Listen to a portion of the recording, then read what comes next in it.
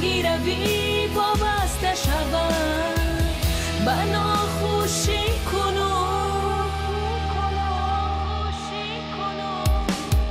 سراپایی وجودی من برنگ خستگی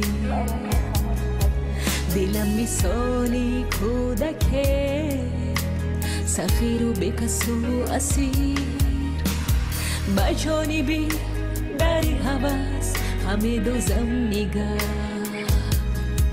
که شاید ناگهان آیی بیا که میشوم دلگیر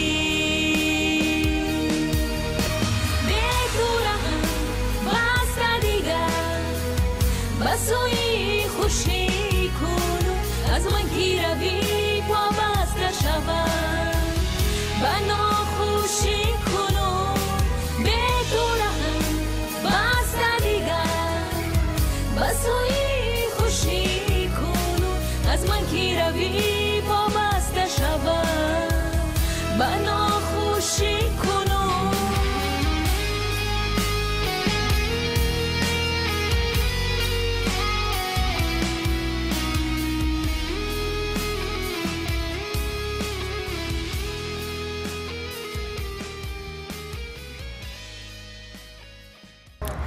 تمام مردم تاجیک رو با فرارسی نوروز خجستپای تبریک و مبارکباد گفتم.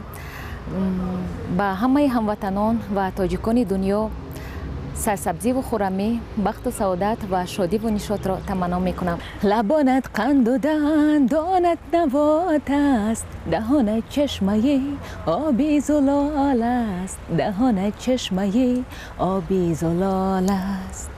چرا از درد دل میمیرد عاشق، دوای درد دل آبی نبات است، دوای درد دل آبی نبات است. نوروزتان مبارک باشد.